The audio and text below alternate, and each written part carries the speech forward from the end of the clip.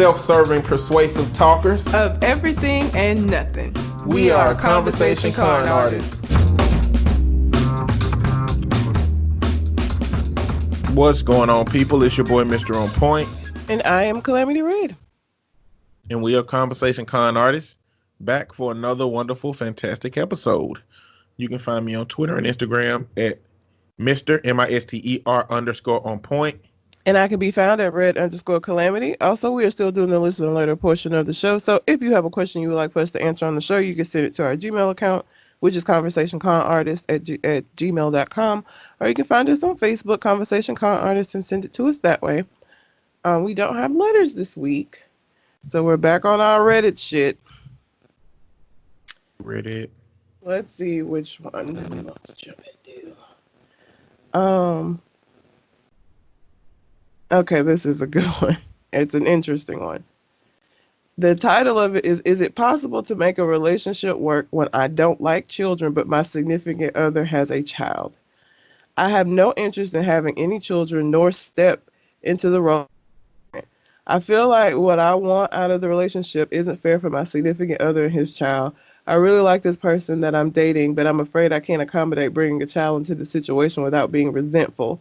I appreciate any thoughts or opinions. I'm a bit at a loss and hoping to hear from different perspectives. Girl. Or sir. I can't tell if it's a man or a woman. Either. Oh, no, it's significant other and his child, so it's a woman. Listen, no, that's not going to work. If you don't like kids, being with somebody that has a kid that obviously is around a lot, he's involved, you are going to become resentful because the kid going to be a kid. I don't even know how old. Huh? I wonder why they hate kids that much. I know.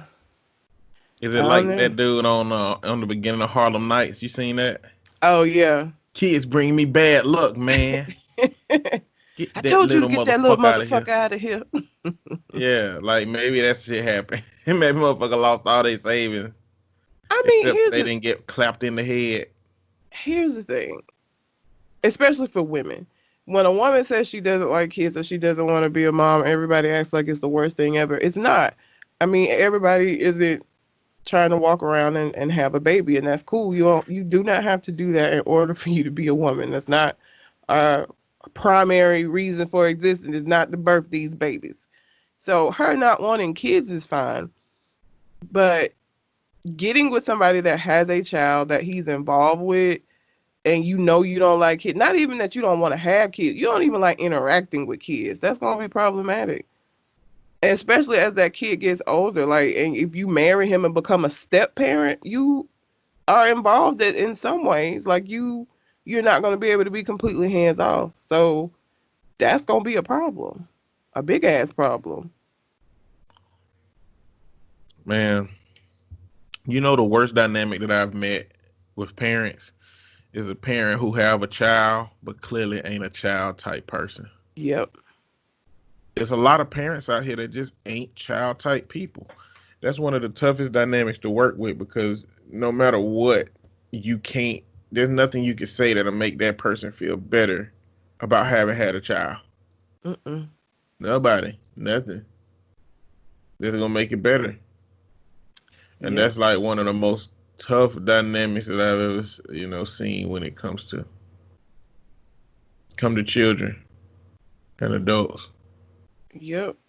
And I mean, again, it's like, I think, especially for women, there's this pressure to want to be a mom.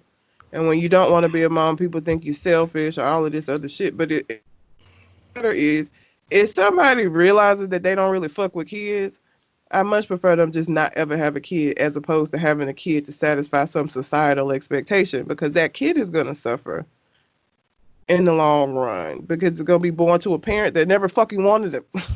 I just had you because they said I was supposed to. So no, man, like if you somebody that don't like kids, you don't date people with kids, especially people who are involved in their kids' life and shit. Like, it's not going to work. You're going to become resentful. Because that person, especially if they're involved with the kid, they don't want you to be involved with the kid. Their kid is something important to them. So that's not going to work. It's I not gonna work. mean, And kids can tell. Kids can tell when you don't like their ass. They know. They can sense that. I mean, maybe, but I think that I guess the question: what does she expect the motherfucker to do? You know what I'm saying? Is she expecting to drop the kid off somewhere that, like, what is, how, I wonder how long they've been together without her knowing he got a kid. How did she let it get to this point? Or is she irrationally just liking a person early in a relationship and considering it? Like, I feel like you can't be deep enough in a relationship to, or as ill informed about their kid to want to continue that relationship. Like, it's early in the relationship, you know? I mean, And that's maybe it's something that you somebody don't she want. met. Why?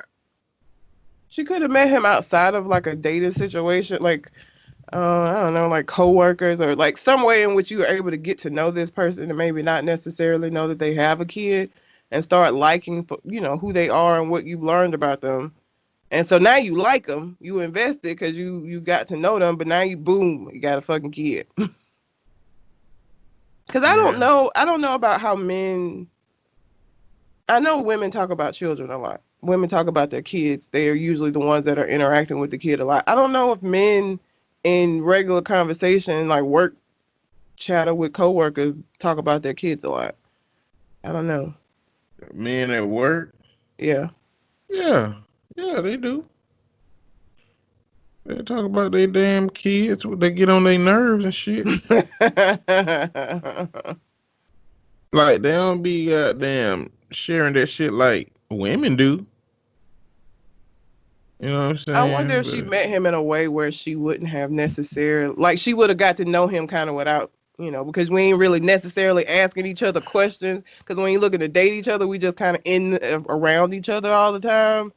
And I get to know you and you funny and all of this shit. And then when we do start getting to know each other and like, oh, we should date, boom, you got a kid. I don't know. I guess we would need more details on how this happened. I do. I need them details to understand, what to do about the situation.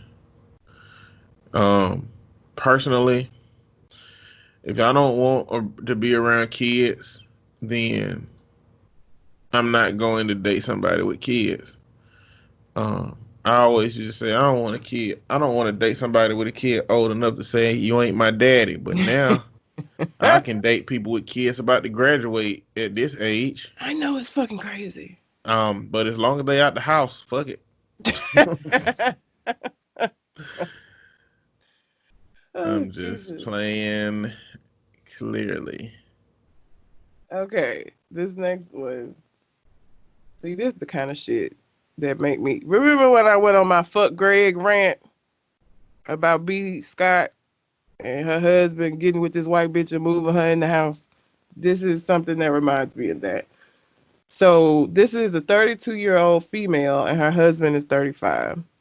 My husband just mentioned something in passing that's sort of a deal breaker. That's the title. My husband and I have been married for 6 years, together for 8. We have 2 boys who are 2 and 4, and we both adore. Our relationship has been, quite frankly, pretty damn good. We have issues, but never anything we do not work out. I do not think I have gone to bed angry but once or twice in 8 years. We have talked about having a third child. I would like to, but respect that he doesn't, and it isn't happening. This led to my husband's vasectomy. No issues there. Well, that was about 3 months ago. Last night, we had some close friends over for dinner, which are our neighbors, and one of them mentioned about their cousin's girlfriend getting injured in a snowboarding accident. As it happened, the girl was paralyzed from the waist down after the accident. Here's where the issue comes in. After dinner, while we were cleaning up, we started talking about our neighbor's cousin. One thing led to another, and my husband said something along the lines of, I wonder how long he'll fake being a good guy. When I pressed him about it, he started to explain that there's no way a paralyzed person could stay with a non-paralyzed person long term if they were used to a normal life prior to that. I was kind of confused and annoyed by this, so I asked what he meant, and I think he could sense my annoyance as he then changed the subject. But I doubled down and asked what would happen if I got paralyzed, and he chuckled and said that won't happen. I continued to push the issue until he finally said I wouldn't stay until you were settled. I would stay until you were settled and then probably start looking to continue my life. I started crying and immediately left the room. We had both had a decent amount of wine with dinner, 2 to 3 glasses each, and we are not frequent drinkers, so I was pretty distraught. I stayed in the guest room and we haven't spoken since. My husband is still working full time remotely, so he has been in his office all day. I am not sure what to do from here. How do I approach this subject with him? I don't know if I could stay with someone who has this point of view, but I don't know if it was just a drunken mistake. Ooh, girl. Man, that's a tough one. Jesus. That's a Look, tough one. and I said this about the whole B Simone or B Scott, I can never remember. If my husband became incapacitated in some kind of way, whether it be through mental, like having Alzheimer's, or if it be him becoming paralyzed, I cannot see me being like, well, nigga, I married you when you had your good legs. I'm gonna help you get settled, and I wish you the best. I think that goes in the category of shit that you don't say, even if you believe it. Like, if you really believe that shit, why are you saying it? Yeah. Like, and listen, as far 2 to 3 glasses of wine, y'all, I even with not being a heavy drinker, I'm not a heavy drinker. You ain't gonna say that ain't sloppy drunk where you just saying crazy shit. Okay. He meant that shit. That was not a drunken. No, he meant that. He's not planning on staying with you. I wonder what his experience with that shit is, though. Like, did he know somebody that, like, what is he? I guess the sex good. I guess he assumed that sex would be a problem. Yeah, paralyzed from the waist down probably be a little difficult. Paralyzed people have sex. They do, but I don't know how that works. It's definitely not going to be the same as it was before. It seems like he is like, I married you. Like, I think he willing to deal with like her maybe gaining weight.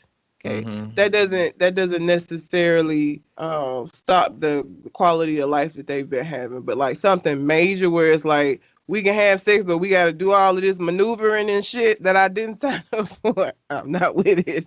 That's what it sounds like. Like, I don't know. That's tough. That's tough. I would have an attitude too. If my husband told me he would fucking leave me if I got paralyzed, I would have a fucking attitude. I would. Because it's like, nigga, you think you think that girl wanted to be fucking paralyzed? You think she woke up that day and said, Jesus, I'm tired of these legs, Lord. Please take them away. Like, that's not anything that somebody plans to happen. And now, what if you couldn't have sex with your husband anymore because of the paralysis? Would you expect him to leave? Would you allow him to date somebody else or have sex with any other? Nope. So your expectation would be for him to have a sexless life for the rest of. See, that my problem with that is this is something that I'm going to be dealing with as well. It's not like I'm just saying, you know what, fuck you, you can't. I'm gonna be out here having sex and you can't. Like, this is like a traumatic, tragic thing that happened, and I just don't feel like you get to get a pass because shit get tough. You don't get a pass. You don't get a hall pass to go just fuck other bitches. That's not how that works. And if he got paralyzed and I couldn't have sex with him, I would not be out here fucking other niggas. That would not be something that I would do. Well, what if he said it's okay? I still wouldn't do it because it's not okay to me. Like, he might be fine with it, but my moral compass, like, I would feel like shit. I would feel like a shitty ass wife for leaving my paralyzed husband to go get some dick. I'd feel terrible. I would feel like a horrible person. Like, I would just feel bad. So I wouldn't do it because of how that would make me feel. Even if he was with it. Like, nah, I couldn't do it. And so because I wouldn't do it, I would have the expectation that he not do it either. Because it's not gonna go well. It's not. I'm gonna tell you that. He gonna come home from fucking Suzanne and it's gonna be ugly. It's gonna be Then he should ugly as just go, shit. I guess. Then he should Huh? just go. At that point, I guess he'll know you enough to know he should just disappear on He your should ass. just. I would much rather you just Go fucking to the leave. store Just for a pack of leave. cigarettes and don't come back. Just leave. Go on about your. If you cannot be here for me after this tragic thing happened, I'd much rather you just leave. I'll figure it out. I got it. Because like I'm not going to mentally, because I feel like if I got paralyzed, my personality is still gonna be the same, and who I am will fuck you up for fucking somebody else. I'll be rolling over his feet and shit. It would just be a big old mess. It would be bad. Man. I mean, I think Tyler Perry got it right with Diary of a Mad Black Woman.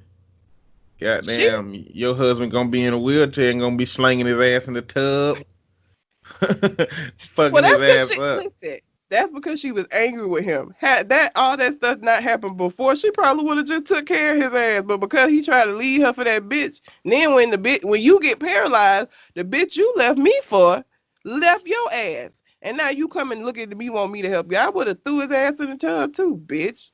Where your bitch at? Where she at? Oh, she left you when shit got rough. Oh, okay.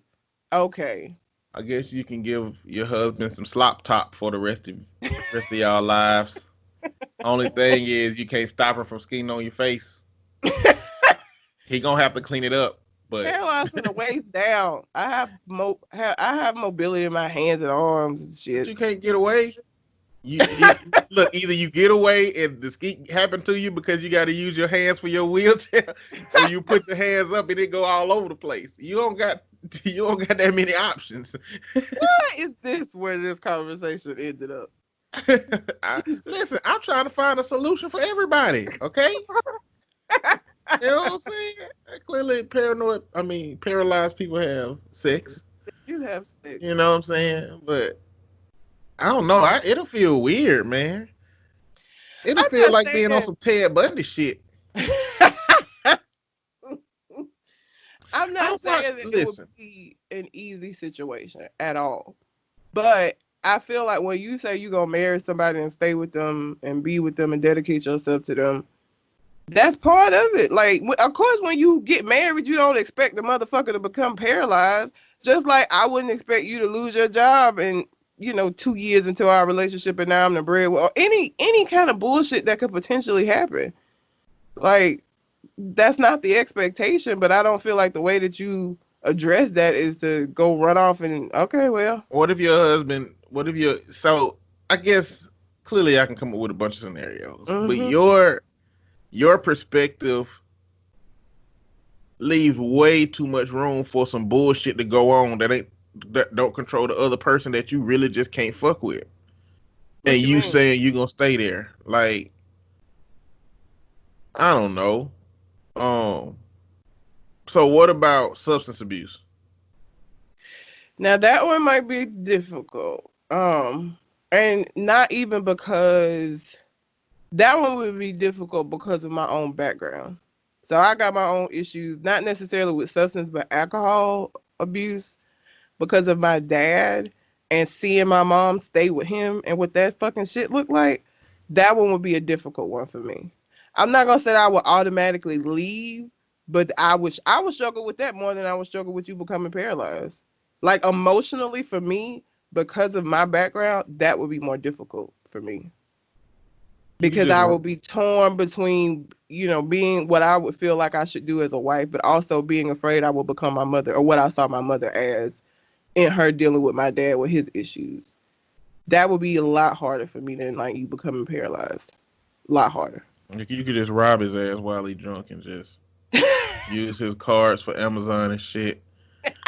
I mean, get paid at least, and the nigga gonna be passed out.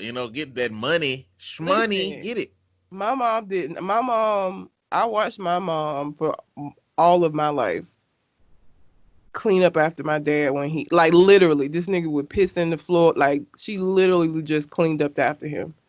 She would clean up messes that he would create from, like, emotional messes and his interactions with us when he was drunk. Like, she just cleaned up after him the whole fucking time.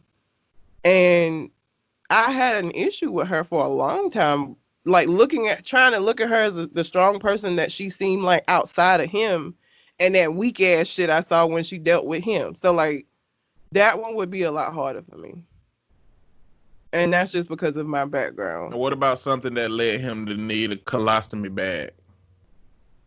We're going to have to hire somebody, because I ain't changing that shit out, but we're going to have to make sure you got a nurse or some shit. I can't. I ain't going to leave. This is where we have to problem solve. Let's problem solve. How can we fix this? That's a problem solving issue. I guess that's my problem with it. I don't say. So this go into a different dynamic for me. Because it's like, I'm not saying that you should leave somebody when something bad happens, or even that I'm saying this about season the marriage in that way. But in France, they don't really, like, marriage ain't really a big deal to them. Like, they look at relationships as a seasonal person that entered your life that is not going to be there forever, that's going to leave at some point. And so it's like, this just goes into a dialogue for me about how firmly in America we hold on to the idea that the person that we choose is a forever person by default. So let me tell you, if you were somebody that I was dating that said that, my response, because my immediate response in my head when you said that was, go find a French bitch then. Go find you a French bitch who feel the same way you do. Well, I want to call you back. You ain't what I want no goddamn way. You're not open-minded. I'm not. I'm just saying that I hear that's you dangerous. saying that. I'm just saying that internally, I was just like, go get a French bitch then. it's I mean, I just think it's dangerous.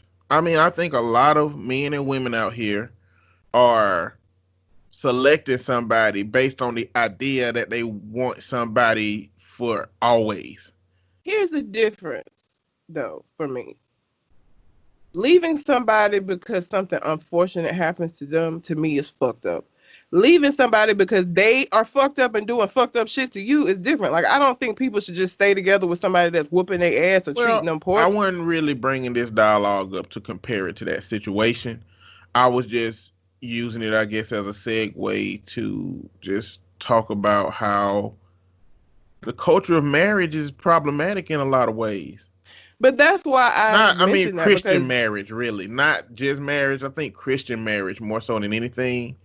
But that's why I think it's problematic. It's because people in those situations feel like they need to stay no matter what. My end of this conversation is not you don't stay no matter what. There are circumstances in which I will fucking leave you. You becoming paralyzed from some horrific accident just isn't one of those things. So no, there's no accident. What if he get a traumatic brain injury and become abusive, not because he want to be abusive, because his brain ain't processing anger in no kind of way?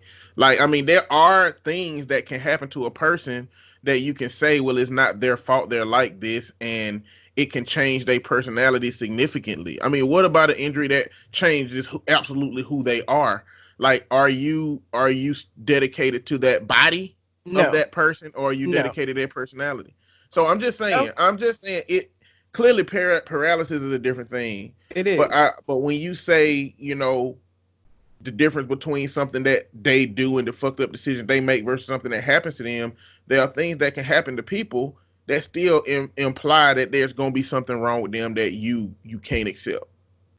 Well, and in those cases, I feel like those are the exceptions. For me, the rule is if something fucked up happens to you, then I'm going to still be there. Obviously, there are exceptions to all rules. And so the exceptions for if you have a traumatic brain injury that turn you into a wife beater, is it out that you're this way? Absolutely not. Is there anything that could be done to reverse it?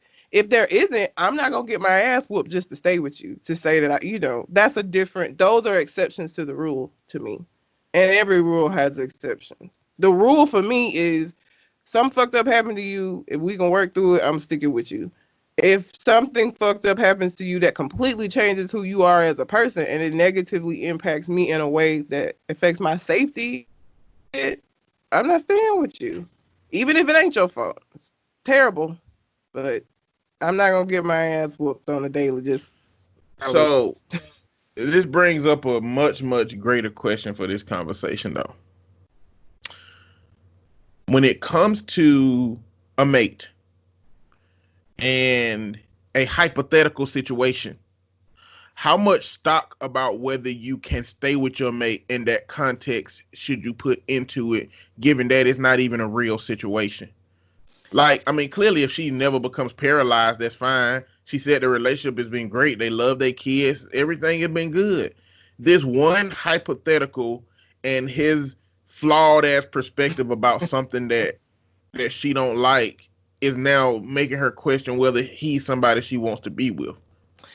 I think it's the scariness of, so where is it? Yes, they're specifically talking about paralysis, but what if it is a B. Simone situation and I get Alzheimer's? Or what if it's, I think she's seeing that if it's a B. Simone situation, you can get your ass robbed with a white shit coming in your house.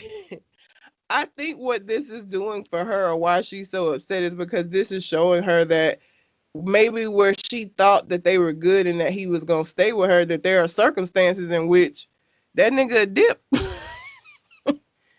that she didn't realize before. I mean, that's a terrifying thing to think of because, again, paralysis is not something that's planned. And so, yes, it's a hypothetical situation, but it's also like scary in that it's like, well, shit, if I fuck around and have a car accident, this nigga gonna leave me. Like, I think that is something that would be difficult for you to digest, especially if that's not who you thought that person was. It sounds very much like she didn't believe he was the kind of person that would be like, oh, bitch, I'm gone if you get paralyzed. I think it was a surprise for her. So, if your husband said that, would you be then questioning whether you're going to stay with him or not if it's been a good relationship? I don't know that I would, whether I'm going to stay with him. I don't think I would leave him, but it definitely is going to make me look at him a little differently. It's going to change some shit. Like, that is going to change. You're going to be saying that shit all the time. You're going to be like, oh, you going to leave me? I ate one of your fries. You going to leave me now, nigga? Huh? You going to do that shit for the next 20 years. I wouldn't do it for the next 20 years, but probably for the next couple of weeks, I probably would have like I said, I would have an attitude. Like, oh, I burned the bread. I guess you out, huh?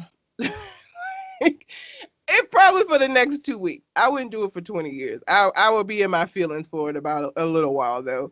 I don't think that I would leave him, but I do think that would make me look at him a little differently. I just feel like it's no way she ain't got no idea that her husband got some levels of insensitivities somewhere in his life. She got to know that, you know. I don't think people don't believe, even when, okay, so one of the other questions that we won't get to was, if you see somebody being an asshole to like their siblings or their family members, should that have an impact on how you look at them? For some people, it wouldn't. For some people, they feel like, well, that's dumb. He would never do that to me. He would never behave that way with me. So even if he is insensitive, I think she maybe is realizing like that insensitivity can come this way as well. That sounds like her fault. She didn't believe that before. That sounds like her fault. For perceiving that he was gonna be here forever. Like, but he could still be there forever. She just did that shit to herself. It's like farting in the fan, goddamn. Like, okay, this situation came up, you upset, but why are you talking about leaving a good relationship for a flawed perspective? I mean, don't get paralyzed, goddamn. I know motherfuckers can't control that shit, but like, I guess if you have a car wreck, I guess it's time to start thinking about your future. But like, letting hypothetical shit fuck up a good relationship is like, you ain't doing yourself a justice by letting that impact you like that. I mean, clearly it's gonna impact you. You know what I'm saying? But not to the degree that you want to leave what you've identified as good. Yeah, I wouldn't leave, but I would have an attitude for a few weeks, and I would constantly being like, "Oh, are you out? Oh, you leave? You going to the store? You gonna come back?" Look, I watched a movie called The Killing of a Sacred Deer. What the fuck? Yeah, The Killing of a Sacred Deer. Okay. Um, it was a weird ass fucking movie. Title alone would let me to Yeah. know. It so basically it is the premise of it is based off of an old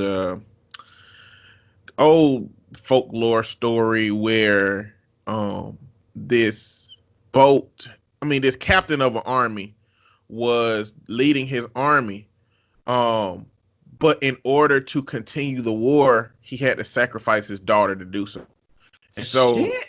and so either he was gonna have to sacrifice his daughter or his men who were getting very restless was gonna kill his whole family. God damn. And so the only reason that he'd been put in this situation because one of the gods, what's the god of love name? I can't remember. Begin with Aphrodite. Aphrodite, he killed one of her sacred deers. And so she put him in one of this situation. So the Oh. title of the movie, The Killing of a Sacred Deer, was just kind of like a modern day play on that concept on where this man, which was a surgeon, killed this kid's daddy.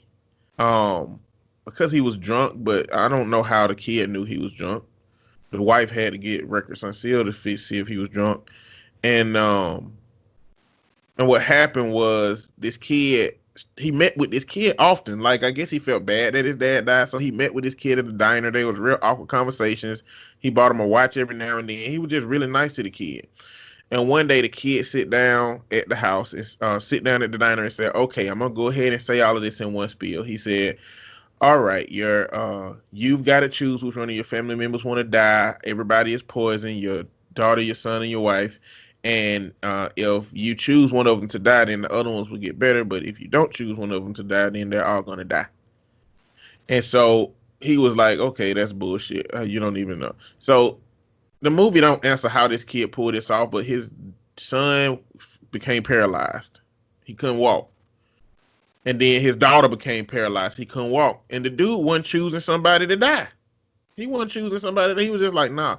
But at a certain point, it got so bad that the way that he chose who was going to die is that he put a bag over the family members' heads in the middle of the living room with a gun and kept spinning circles around and then just shot the gun. He played Russian roulette with these niggas? He did. Played Russian roulette with his family. And at the end, 2 of them survived and 1 of them didn't. And it was a fucking crazy movie, man. But they put something in the movie that goes to a little bit of what we talked about earlier about the me feeling like some Ted Bundy shit, having sex with somebody paralyzed. He was a surgeon, but when him and his wife was finna have sex, he made her she pretended to be dead. She pretended to be dead too for that. Yeah. And it's weird. And then another scene in the movie was the daughter was finna have sex with the little boy. She kind of like took her clothes off and stood there. And then she laid on the bed like her mama be laying on the bed. Like clearly it was to emulate that she didn't know that how sex was really supposed to go.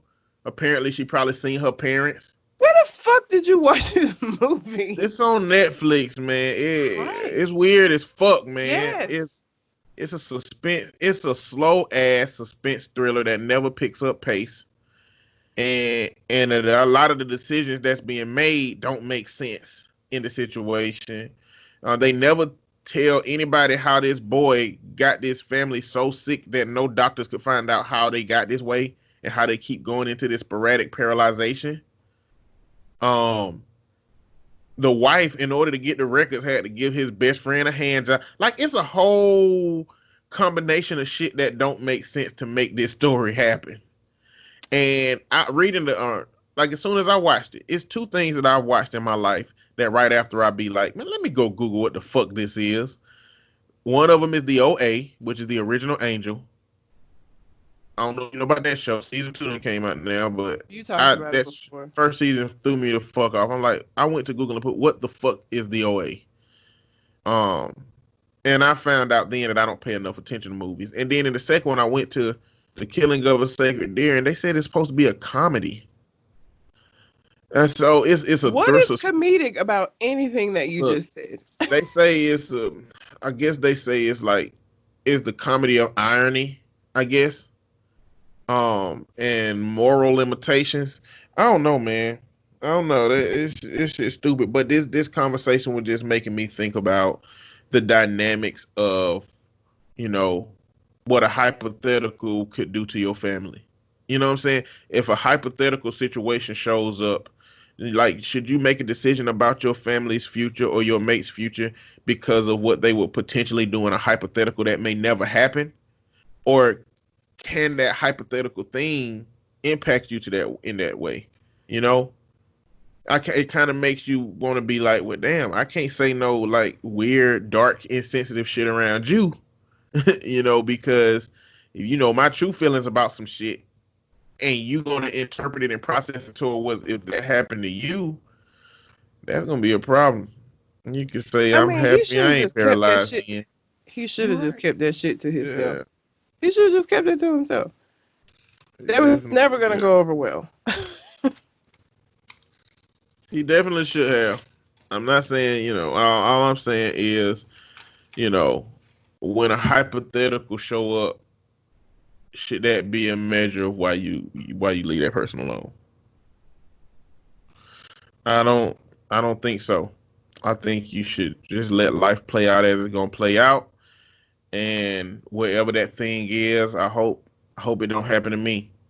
Because I mean, and I guess my perspective is, and it may be like this because you know, my comments on marriage would probably lead you to think that I'm not as fond of or don't care about marriage as much. I just don't care about this version of marriage that forces a person into this dynamic. See, me, I would say go on and live your life. Like, take me somewhere, send me somewhere where I'll be taken care of, or find a family member that'll take care of me and let me figure that out.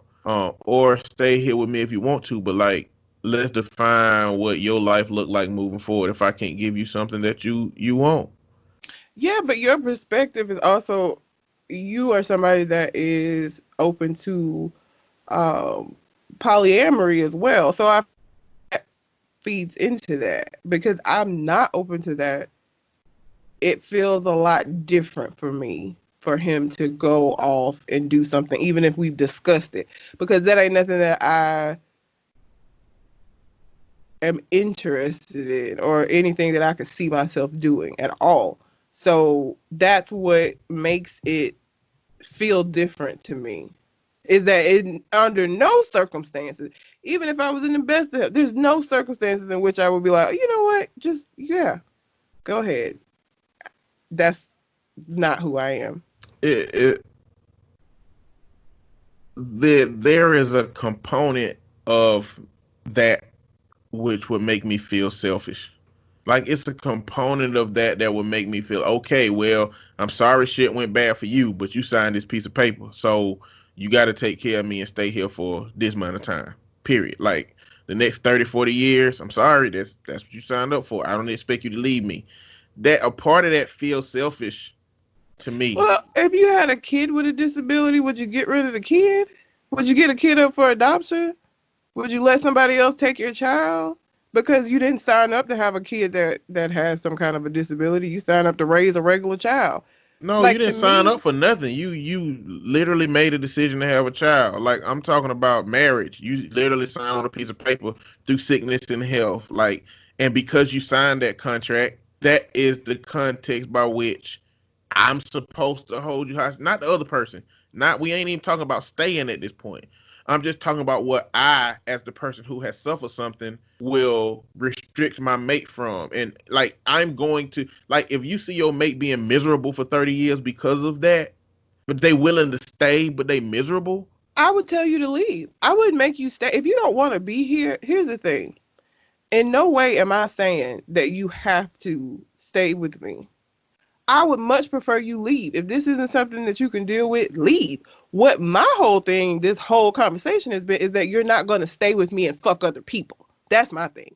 You can 100% leave. I would prefer that you leave. If this isn't something you can deal with, if this isn't something you didn't sign up for this, you can't deal with it, I would much prefer you leave. My whole thing has been, you're not going to stay and fuck other folks. Never said you couldn't leave. Never said that. 100% you can leave. That is your choice. I'm saying that I'm not going. You expect them to stay. You expect them to stay and deal with whatever happened. I would want them to stay. I would, because I still love this person, and this is just a fucked up situation. But again, I would much prefer you leave me if this isn't something that you can deal with. If you're gonna be miserable, I would much prefer you leave me. If you are gonna be resentful, then go on with your life. I would much prefer that. And my only thing is, you're not gonna stay with me and have like other life. I just used sex because that would be probably the most intricate thing, that the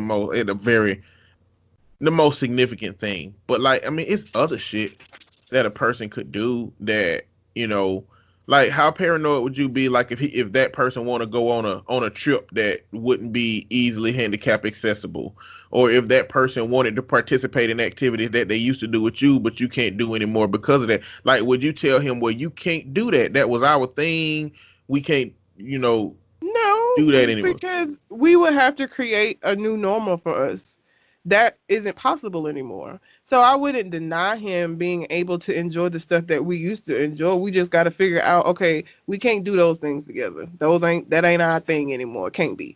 We would just find something else.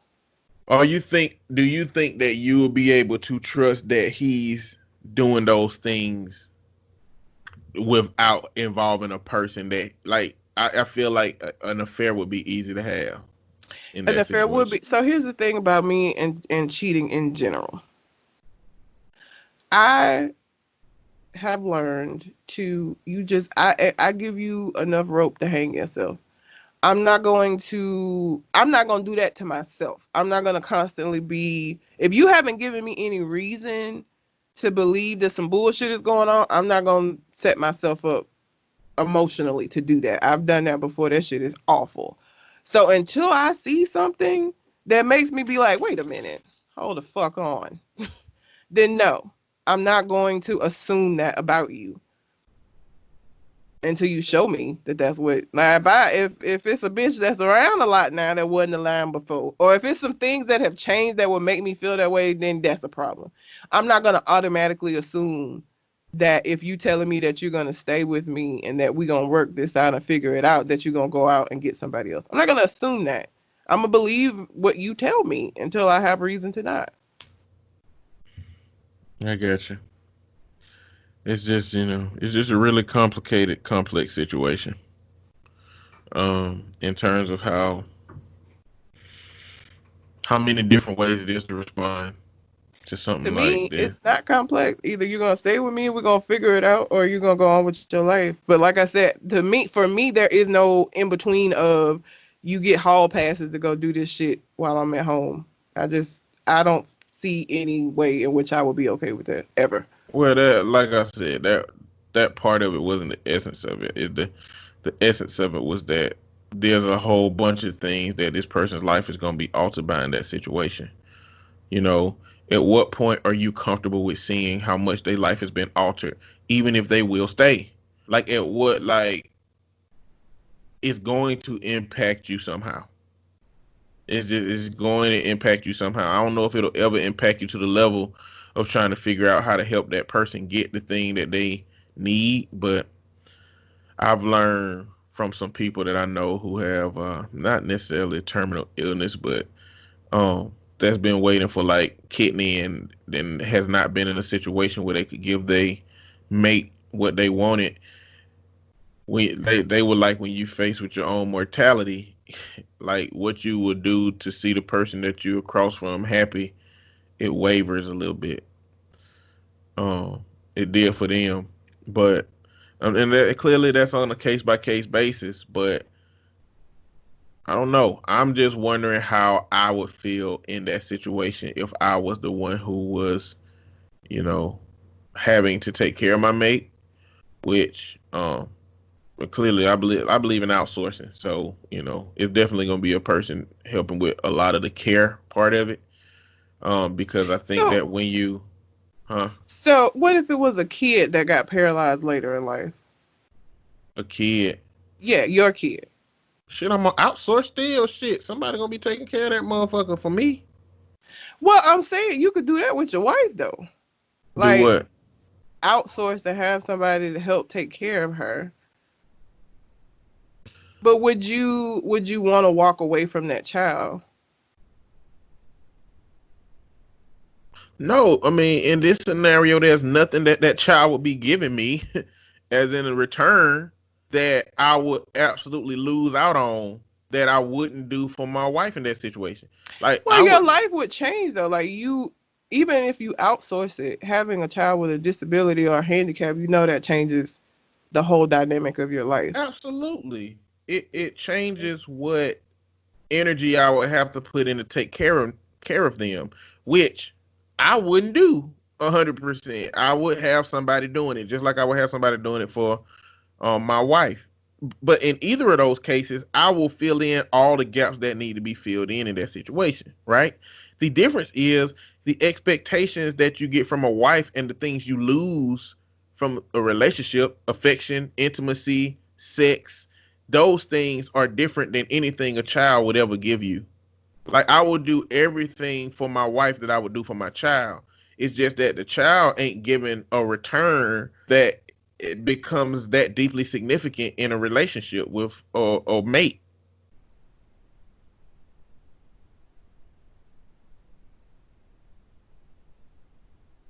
What? Nothing. There's extra stuff that a mate give you that a child don't that makes it a different dynamic. But enough that because intimacy is something that you can have. Sex and intimacy separate. I don't know that your intimacy with that person would change because they became paralyzed. Sex, 100%. Intimacy, I don't know. Um, But either way, I'm saying you don't get intimacy from a child. Either you way. you have a relationship with that child, and the Of dynamic of the course. relationship you have with that child is going to change, especially if it's like a mental health issue. And what Like you're I've not going to be said, able to interact with that child the same way that oh, you did. well, what I've said is the how the relationship changing is something that I'll accept. You know, what I'm saying is what to do about the things that are lost from your mate because of that. You don't lose that from a child. You never had it. You don't have that kind of stuff. You get affection from a child. Intimacy and sex is from a mate. You lose intimacy and sex when this happens. And I'm saying I'll do You everything to lose maintain the sex when this relationship. happens, not necessarily I'm pretty sure. I intimacy. mean, you should pretty sure you lose some form of intimacy.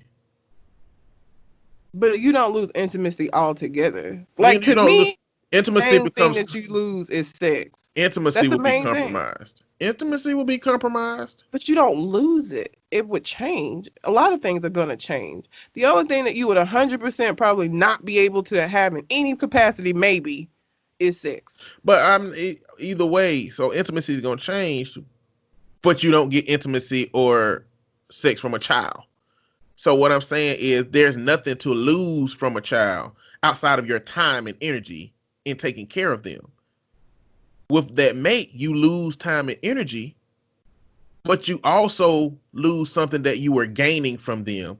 And you were exchanging, basically, not gaining. I don't want to sound like you would just this was just a mechanical exchange, like a deposit and withdrawal situation. But you both lost it. They lost it because of their situation. You lost it because of their situation. But when it comes to the idea that I would leave my child potentially, I wouldn't leave my wife. You know what I'm saying about what happened and taking care of them. That wouldn't be the reason that I would consider, or I think somebody would consider leaving. They would consider leaving because that part of the relationship has been impacted, and maybe even financially you'll be impacted. That could do something too. But the primary thing for this guy was that sex was going to be a problem. And I'm not inclined to believe that that guy would say, "Oh, well, one of my children's paralyzed. I'm leaving the family." But people do that. Like, you know that when a child becomes injured, there are parents that cannot deal with that. They can't deal with the change. They can't deal with the added responsibility. They can't deal with watching their child not be who they were before, especially if you had a strong. I mean, that happens. That 100% happens. There are people that leave families because they can't deal with a child, or a child being born with a disability when you didn't sign up for that shit. And now this child is a lot more. It's way different than what you thought it was gonna be. People do that. I That know happens. they do it. I know, and he could be one of the guys that do that. But I don't think it's a catch all. If his main like if his thing about his relationship is that he wants sex from his wife and his child become paralyzed, he can still have a good relationship with his family. It's just extra work to take care of that child. We don't know enough about his reason for like that he just don't fuck with nobody in wheelchairs. I mean, if that's the case, then yeah, that'll be the situation. But um I'm just saying that it's a really, really big difference between a child becoming paralyzed and a mate becoming paralyzed, and whether a person would make that same decision between the two. Unless you just be like, no, I don't fuck with no people in with. I don't fuck with persons with disabilities. Period. At all. Did your doorbell ring? Yeah. Okay. And for me. So, I mean, it's a whole complex situation. I mean, I guess it's simple for you, but it's some stuff in there that'll make it complex. You got your brain is analytical enough to think about all them complexities. It's Um, not complex to me though. I guess because I don't know. For me, Life is gonna start looking different if you wake up and it's a dookie bed every other day. but that's not what we were talking about. That's something that could be outsourced. We could figure out around that. Like, I guess I'm stuck on I guess sex isn't a big enough deal for me to like be like, okay, you can't give me this activity anymore. So like, it's just not that big of a deal. Listen, of course not. Women are out here every day having sex with men with mediocre meat Mhm. and accepting all of the other qualities that he possesses. Mhm. That's common knowledge. Clearly, sex is not as big a deal to women as to men in most cases. So, of course, you're not going to care about the part pertaining to sex as a man will, but to apply your version of what you would be okay with to what a man would be okay with may be a miscalculation. I mean, even though you're saying that he ain't got to stay, he can get the No, fuck he can on. go. He can get the fuck on. You can go. And I'm not even advocating for a person letting they mate do those things. It's just it leave room for everybody to be fucked up in the house. I feel like I don't know. And it's just my personality. Even if I was in a monogamous relationship, she would have to make me comfortable with allowing her to stay. Because I'm gonna be, I mean, I don't know at what point in that process it'll be, but at some point I'm gonna be like, look, you ain't gotta stay around for this. You know what I'm saying? Like at some point I'm gonna start feeling like shit, her life, even though she signed the paper, her life is deeply impacted by me. I don't know. I want her to stay and take care of me, but man, I would feel bad. And that I guess that's just I don't know, some weird part of my character. But damn, that was that was a lot. It And was a lot. I actually forgot we do have a listener letter. I did get a What? I got an audio. Okay. Um in one episode we talked about debt, and I got a response about that. It's somebody who is just talking about how to work on your debt. This cat. which is my girlfriend. So it's 6.5 minutes. So brace yourselves. You ready? Mm-hmm. Hey, this message is in response to episode 234 about building credit. So I just have a few tips that have worked for me. I definitely made some mistakes when I was younger.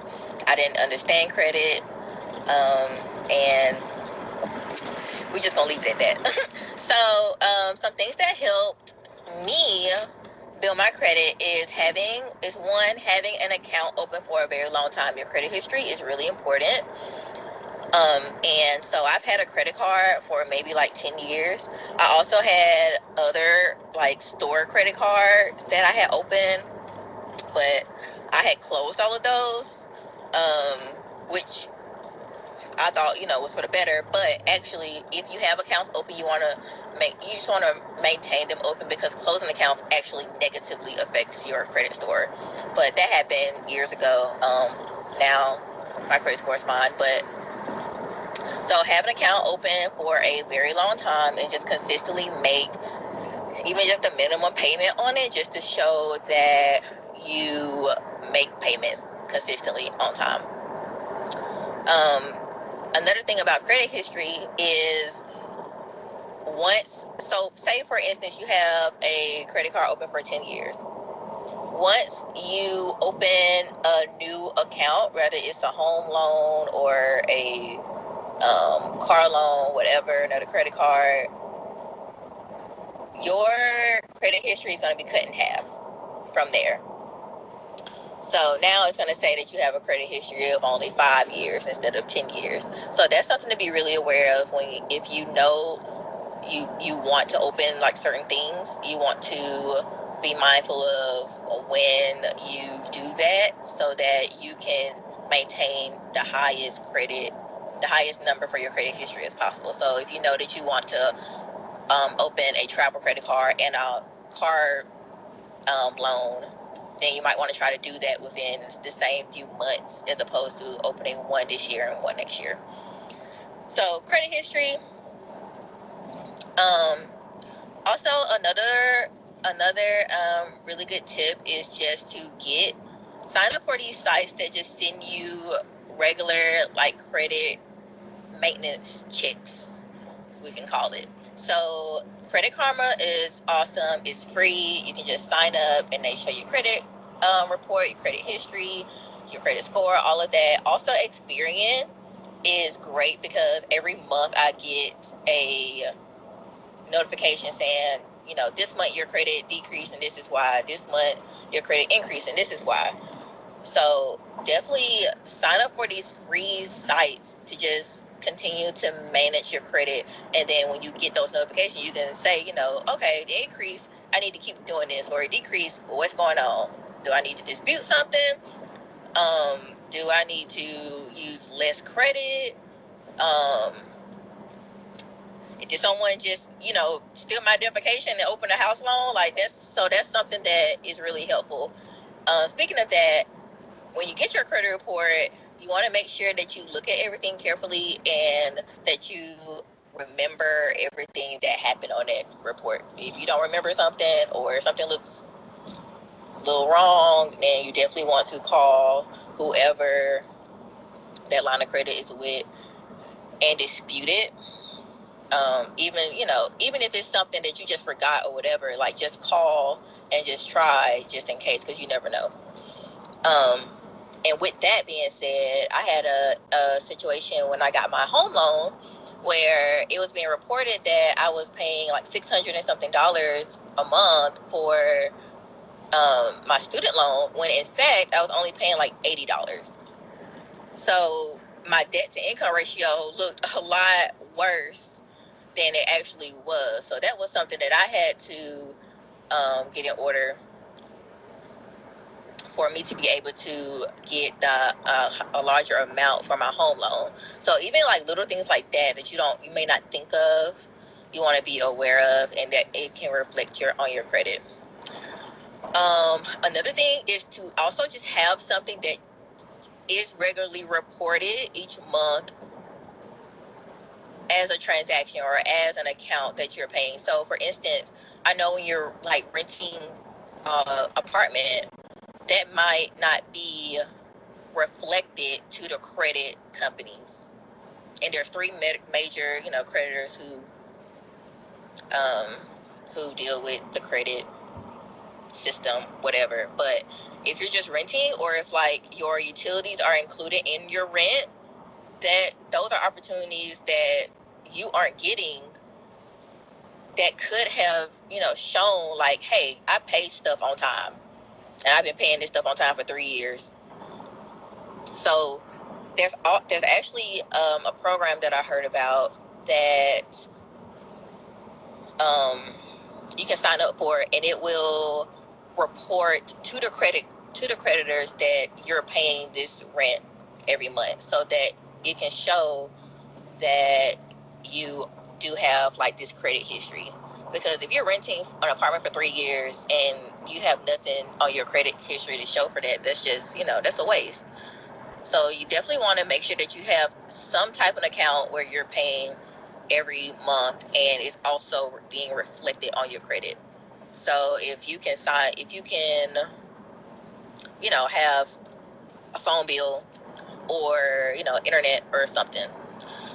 I'm trying to think of what else. I think that's all I got right now. If I think of something else, I'll make another message. There it is. Those are very good tips. Yeah, because I don't know if utilities for me have ever shown up on my credit report though. Mine have. Yours have? Haven't. No. Oh, they haven't. I think they show up when you don't pay them, motherfuckers. Because the collections, yeah, I think that they show up then, but like it's fucked up that okay, all we need from you for this credit thing now is to showcase that you can be consistent on payments, and you can be consistent on rent, but they don't give a fuck about that. You can be consistent on utilities, they don't give a fuck about that. You can be consistent on your cable, they don't give a fuck about that. They only choose these consumer-based shits to decide whether you're credible enough for people to give you money. It's only consumer-based shit. So it's like that's what really fucked me up about America and the credit system is it's not really about how consistent you pay. It's just whether you pay the people who loan you money the way that they want to be paid. Not just generally when I take care of business when business need to be took care of. It's look, we will give you all the money because all they want is that fucking interest rate. That shit pissed me off, man. That's why I just don't fuck with credit. Like, clearly I got to, at some point I'm cleaning my shit up. To some degree. I'm cleaning my shit up, but it is what it is. But yeah, that was good advice, good input. Some shit she helping me with as well. Thank you, Kat. Thank you. That being said, we got viral posts. I thought I didn't have no viral posts, but this Facebook algorithm is an asshole. Okay, go. If you have any questions that you would like for us to answer on the show, or you have any information that you would like to share, you can send it to our Gmail account, which is conversationconartist@gmail.com.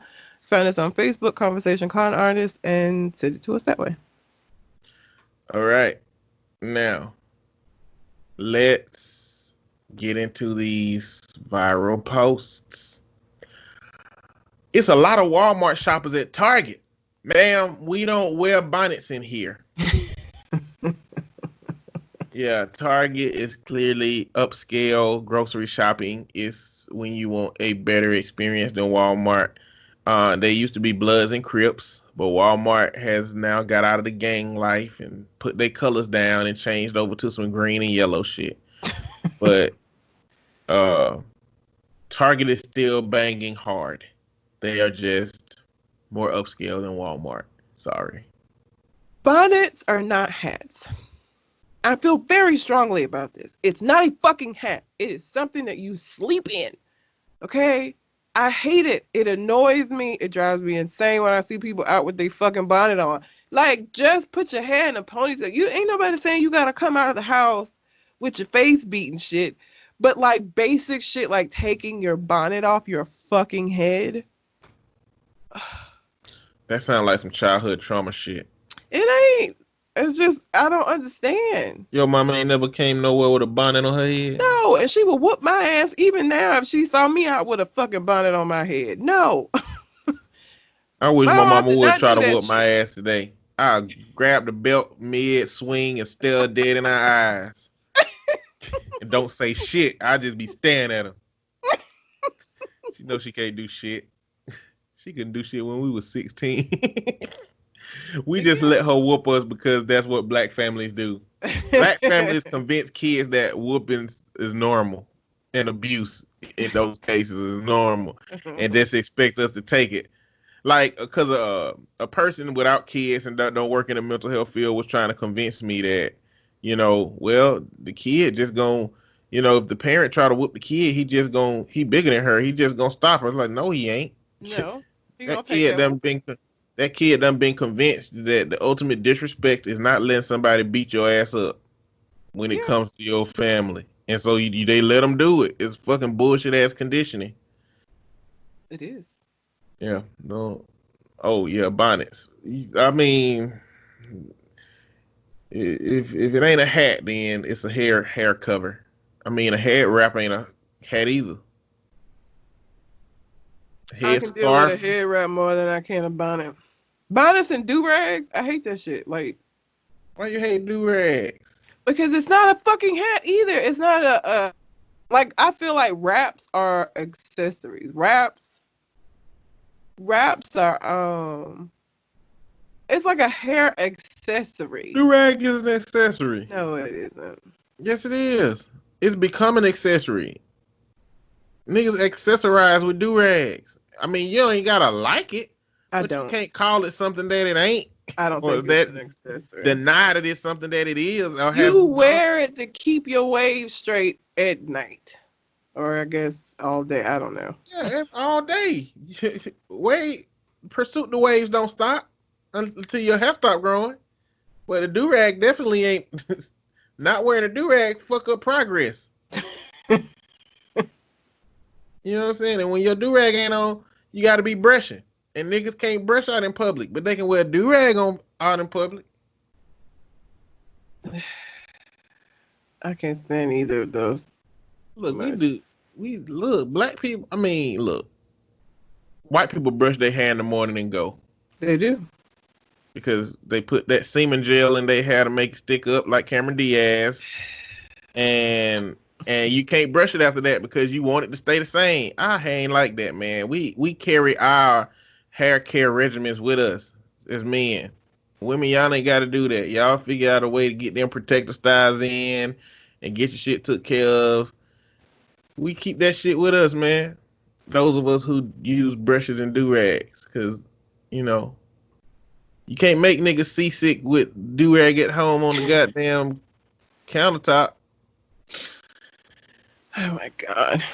And not only that, but like, amongst the black dudes, there's a really big component to that do-rag uncovering. You know what I'm saying? Like taking that bitch off, untying that bitch, unwrapping it around, and then pulling that bitch off just slowly so everybody can see that shine gleam right off for you before they see them waves. That'll make that shit a whole culture, okay? We don't have to agree with it. I mean, I used to wear my do-rag all over the place. I actually had a do-rag on my grad school university ID. Nigga, why? They just didn't tell me to take it off, so I didn't. Oh. And my professor, black guy. So when I first met him, Dr. Brooks, I walked into his office and he said, let me leave for a minute. And he was playing unedited Biggie.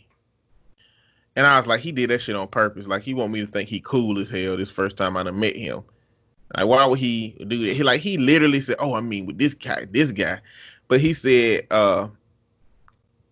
Eddie, as I'm looking at your picture, you need to go retake this picture without that do-rag on. I was like, why I need to do that? He was like, you don't feel like you need to? I was like, No, they should have told me to take it off. I'm not going back to do that photo again. Like, I'm literally not gonna show nobody this fucking ID except clubs. You know what I'm saying? And pool halls when I'm trying to, hit them with the okie doke. I guess I'm gonna leave this ID here. I ain't coming to get it. But either way, niggas done made a lifestyle out of it, and broke po niggas done made a lifestyle out of wearing bonnets. That's too much. All right. Being homophobic is kind of gay because you letting the gay nigga control your emotions like he your boyfriend.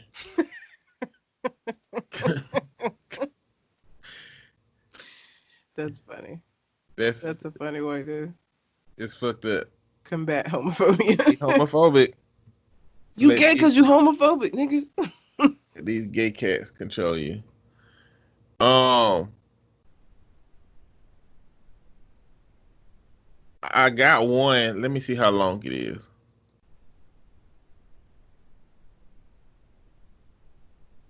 Too goddamn long. Well, no, it ain't too long. Okay. Stick with me. My 12-year-old said something really mean to my 5-year-old. It pissed me off so bad I sent him to his room without his games. Now the 5-year-old wants to write him a letter because she feels bad that he got in trouble for hurting her feelings. I told her she can't write the letter. Ain't no damn way I'm letting her apologize to him for hurting her feelings. No, no, no, no. She might not understand why right now, but I tried to explain that she should never ever feel responsible for someone hurting her feelings, even her brother. He has to apologize, not her. He has to be a better person. About to do a restorative circle with them. Be right back. Bubba has some atoning to do. Gotta wait until Dad finishes talking to Jay. Then we'll sit together in a circle and allow Layla to share how her brother's words harmed her. Bubba will have to address the harm he caused, and Layla will decide how he can make it right. Dad to Layla. You have a soft heart. Layla, compassion is not a soft heart.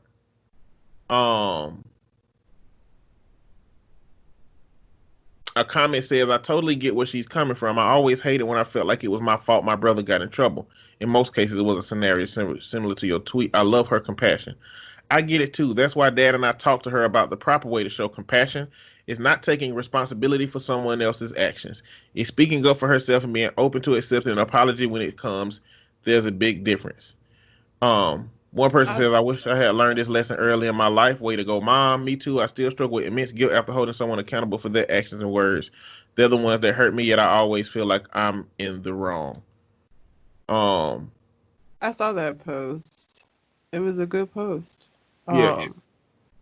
It's healthy. That's what a healthy response to that looks like. Yeah. Have you ever felt like that? Have you ever gotten one of your siblings in trouble and felt bad that you got them in trouble?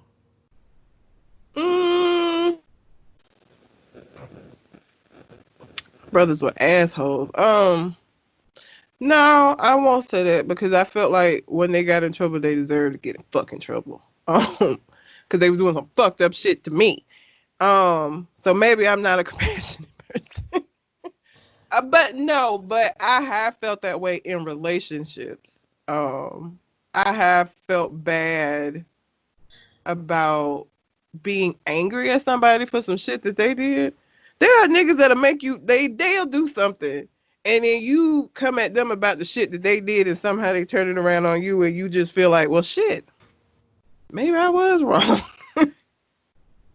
But not with my siblings. Them niggas deserve to get in trouble whenever they got in trouble because they was doing fuck shit. Usually. Yeah. Okay. Either way, I like how she has engaged with this.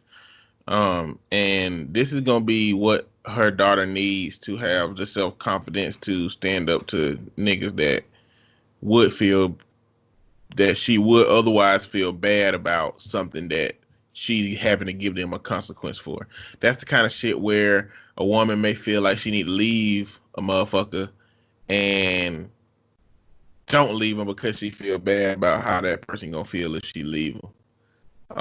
And men too, but this dynamic is mostly how we've raised women to be more emotional, to where her brother can probably be like, man, I don't give a fuck.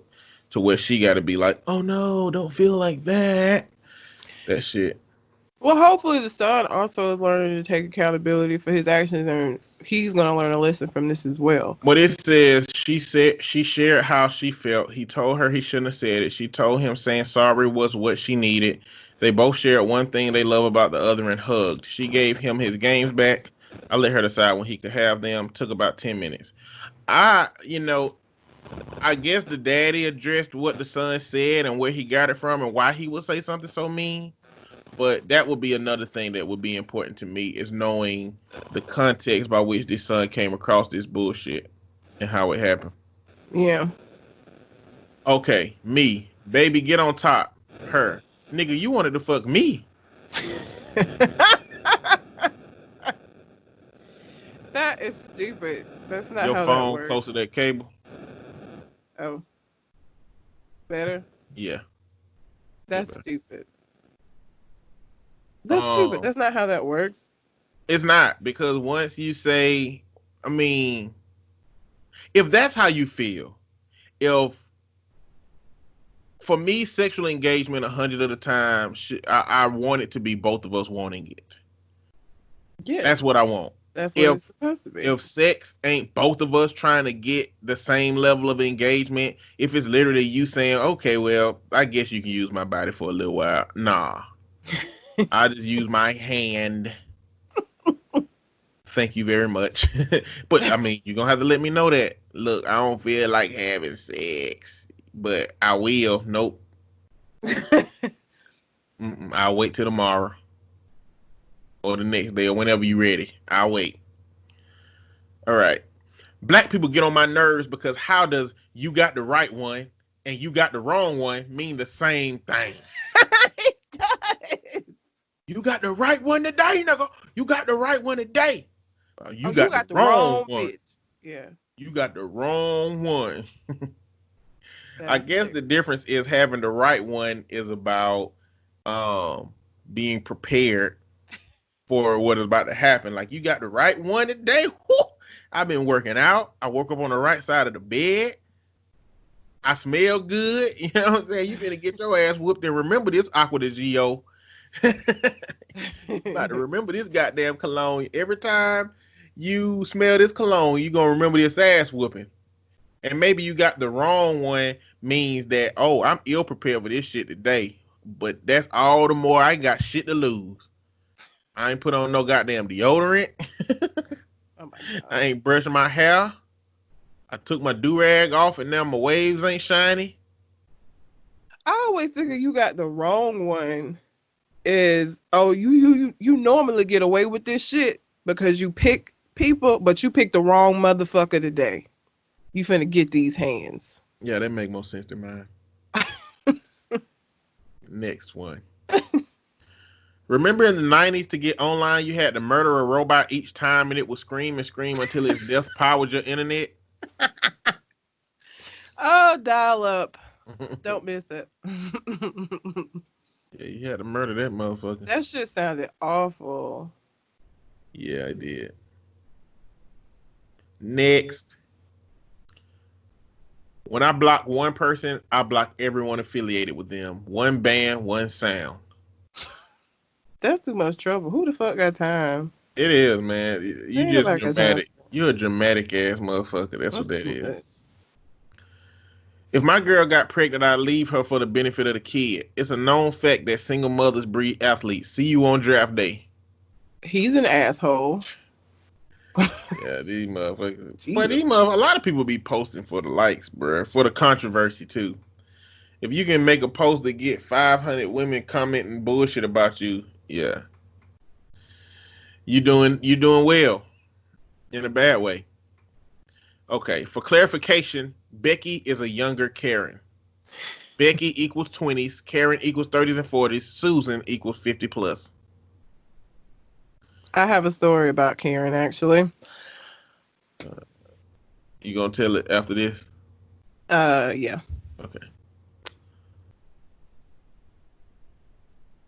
I don't want to accuse my 4-year-old of tripping balls, but she did just close her eyes during dinner, open them, look around, and say, none of this is real. The chocolate milk, the broccoli, none of it. first comment says, "I will listen to her podcast." To be honest, the original poster commented back, "Do not encourage her." Like, what the fuck her child going through? Like, kids can be going through some weird shit, bro. Like, and you have no idea what it is because they have no idea how to define it. They can't even explain to you what the fuck they going through. It's stupid. None of this is real. Like, girl, if you don't eat the mashed potatoes and shut your hands up. Next, I have never saw a month get up out of here the way April did. Right, I just remember it being March yesterday, and now it's May. To be honest, like that shit happened real quick. 2020 is just a fucked up year. Everything is just topsy turvy. Bro, this one right here hit hard than a motherfucker. Is it possible for something to be a fetish and a phobia? Response: Black people. Shit. Oh my God. That one hit hard, boy. I was like, whoa. That's what profound the as fuck? fuck. It is. Jesus. That is That's crazy. sadly accurate. Yeah. Oh, God. Very sadly accurate. Goddamn. Fuck. All right. Do men pack spending the night bags? Spending the night. SPINNANNIGHT. No, they just empty their pockets onto your nightstand. LOL. Bottom comment, but be real, that shit low key like a magic show. My pockets be like a fucking clown car. Bro, niggas be having so much in their pockets. Man, you understand. Wait a minute, do women actually use the pockets that be on shit with pockets on it, or they just happy they got pockets? Because really, women have been conditioned to use shit other than pockets. So I wouldn't imagine that many women use pockets. Is it more like a power play because we finally get pockets? No, we use the pockets, but you gotta understand that the pockets usually are not pockets the size of the pockets that y'all have. So you ain't gonna be able to put like a lot of shit. I'd be excited if my pocket big enough to fit my phone.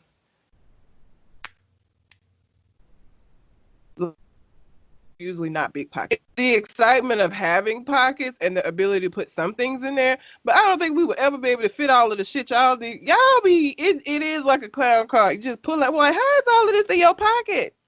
How far down does this fucking pocket go? Y'all got purses, you know what I'm saying? Y'all got a whole big ass, y'all's purse equals more than our pocket. Like y'all can have a pistol in that purse. Y'all, it's so much shit y'all can have in that purse. You know, you can have Cokes in that purse. You can have all kind of different sets of earrings, all your beauty supplies. You literally can go to a bathroom and just do your face. Like, I mean, we don't do none of that shit. Only thing our pockets is for is big, thick ass wallets, fucking Galaxy Notes that's fucking big as hell, and pistols. Keys? Why do y'all have so many keys? Have so many keys. I don't know. You must be dating some like janitor ass niggas. I ain't never had no damn that many keys. I got the keys for what I need. That's it. Yeah, I don't got them extra keys like that.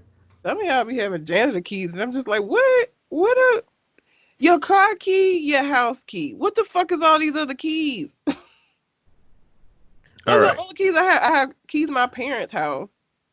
That's about it. Damn. I don't have no other keys. Well, I got a key to my old mailbox because I'm just having to still go check the mail, even though it's probably illegal at this point since I moved out. I just hope don't nobody move in within the next month or two, goddamn. And nobody can't be moving in with this corona shit going on. If you want to save money at Xmas, now's the perfect time to tell the kids that Santa didn't make it through the pandemic. Oh, that's fucked up. That's terrible. Don't do that. Next. What you crave in a relationship is what you lacked in your childhood. I'm figuring this shit out. Comment. Definitely didn't lack anal in my childhood, but okay. Oh, Jesus. I don't give a F who had her coochie before me. I washed it off and kissed it up to God. I have nothing. What? I have nothing to I add. mean, it is what it is, man. Your woman was getting penetrated before you found her. And I mean, and all kind of stuff. You know? I have nothing to add to this. She got the Skeeter relationships past on her face. Even though you can't see it, it's there. I hope she's washing her face. That's why it's the skeet of relationships past, like Scrooge, or like not Scrooge McDuck. I'm thinking about the what is his name? Ebenezer Scrooge. Yes. The ghost came and got him. They didn't live in the present. But there's space on your girl's face that something was on before. That didn't come from you. Maybe. Oh my God. I'm Okay. sorry. I'm sorry. Men think about shit like that. Or they avoid thinking about shit like that. Men avoid thinking about what kind of engagements my woman used to have before. And I think this dude is just saying, look, man, that shit, I don't give a fuck about that. Y'all niggas stressing over. Y'all niggas get mad when you find out your girl used to date somebody or have sex with somebody. Look, that happened. Just accept it. Last one. Well, no, next to last one, actually. Beyonce is trending, so it's a great time to remind everyone that she hates the police, hates Republicans, hates Trumps, and hates everything that makes America great. Our youth needs to stop idolizing NWO puppets like her. Oh my God. Yeah. Whatever. What the Bruh, fuck? we can't be black in this country, man. Bruh, it's so stupid. Blackness. To white people anyway. White people can do whatever fuck they want to do. That just boils down to that. The same white people that was saying Blue Lives Matter now yelling in police faces because they telling them to stay home and stay safe and giving them fines and shit. The same people. Come on, man. It's irritating. It's ridiculous. All right, now this is a list that I'm gonna read. This is my last one. Things black people take seriously. Our checks, knowing who all over there, Yes. who did the body, spades, Yes. who made the potato salad / mac and cheese, Yes. people when they take off running, Hell yes. drinking and eating after people, Yeah. splitting poles. No, they take that seriously. Like, we don't drink or eat after motherfuckers. Like, no. Get your own. Don't drink.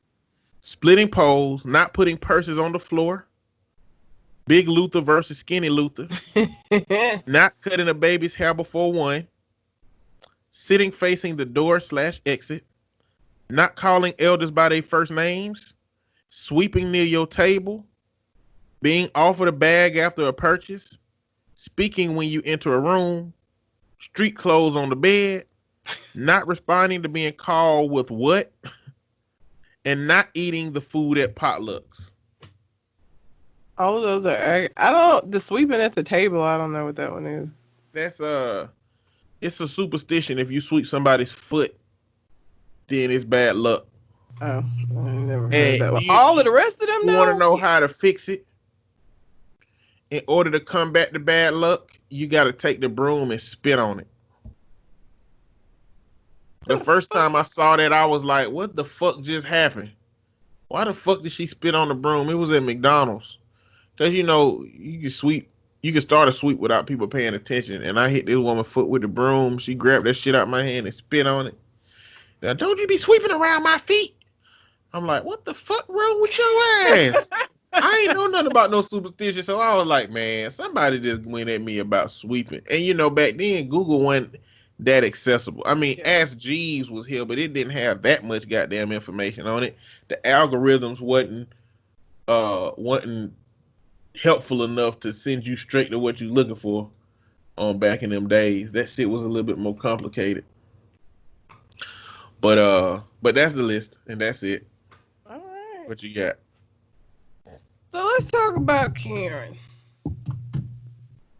So apparently white women have decided that saying Karen is just as bad as saying nigga. So this says, dear millennials, stop saying Karen. Karen is a sexist and racist term equivalent to the N-word for white women. Calling a woman Karen is an attempt to get rid of women's rights to stand up for themselves. Karen.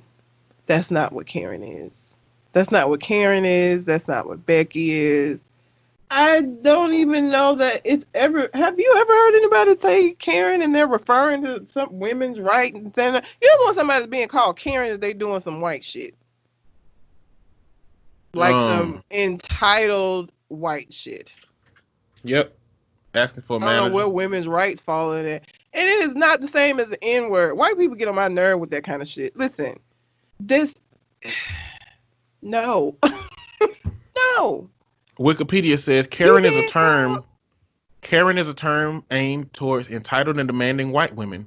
One of the most common Karen stereotypes is that of a white middle-aged woman, typically American, who displays aggressive behavior when she's obstructed from getting her way. Such women are often depicted as demanding to speak to the manager. So that means Karen really boils down to behaviors. It boils down to behaviors that gets you called Karen. It's not like the whole world is just calling white women Karens. They're not. When you start acting like a goddamn Karen, then then the world calls you Karen. Mostly black people. If people look at you as look at black people as niggas, you just a nigga just because you're black. It isn't even necessarily any behaviors that you're exhibiting. Is you get put into the pot. That's what that is. We always get looked at collectively. We do not get to be judged individually. That's part of the black experience in America, is that you are judged as a fucking group. We don't get to be individuals. White people do. So when you start acting like a fucking Karen or a fucking Becky, then people call you that. So maybe you should check your behaviors if you want people to stop calling you fucking Karen. And stop trying to equate it to slavery and shit. They kill me with that shit. You want so badly to have something that's equivalent to slavery. You can have slavery itself, motherfuckers, if you want it so bad. Like, the fuck? Sit down somewhere. Karen, the K word. And then the post had the K word, bitch. Okay? Dude, Karen, Becky, Susan, all y'all. Go sit the fuck down. Okay. I didn't want to take the wind out of your sails, but I definitely talked about that last week. Oh, when I was Yep, by myself. Sorry. With your sleepy ass. Listen. All right. This is a viral post, and but this is something worth a conversation. You're not gonna like this. Oh fuck. So it's this guy that graduated from law school, and he's posing like he is the shit. And that sentiment is followed up by this whole long ass post he made where he roasted black women and baby mamas and it's homophobic and all this shit. But let's go. Now that I'm JD'd, bar number loading, I've entered into a new arena of black men. And in this arena, I'm the prize now. Don't just take my word for it, though. And before you kill me in the comments, let me drop some stats for your ass right quick so you can see my point. Black women outnumber black men by 2 million. Black women don't want to deal with a black man who's gay, down low, has baby mama issues, or has a felony conviction record in jail, which collectively is a large percentage of our race. Unfortunately, as statistically, 37% of black men are in jail, while a third of black men have some form of criminal record. Black women typically don't want to date down and prefer to have a black man that's on the same playing field as her or higher. Well, statistically, only 7% of black men are professionals. With this massive criteria that black women don't want when dating a black man, they have essentially drastically limited the dating pool of viable black men that majority of black women are currently after, which means everyone doesn't get picked.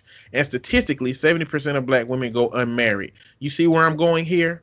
Additionally, black women want their mate to be attractive, have some form of edge, style, to be exciting and not be lame, etc. I know all that is subjective, but everyone doesn't have these so-called X factors, which lower the number of viable black men even lower. So with me now gaining access into this very small percentage of black men that are young, for the record, I'm under 30 with 2 degrees, single and attractive, are heterosexual, have no criminal record, no baby mama drama, and have some sort of high-paying career potential, that majority of black women are competing against each other for ... You tell me who's the real prize here. That's it. Those 7% or what, they can have his ass. Okay. First of all, your point is his point that women should be willing to date motherfuckers that have prison records, that they should be willing to date motherfuckers that may not intellectually be like, so you're just supposed to accept just whatever. Is that what? Fuck him and his degree. Okay, I'm gonna read some of the tweets that followed up. One of them said a graduation post shouldn't have black women in the caption unless you are one. The other one, the comment to that said, I read black women once and refused to read because I knew he said some bullshit.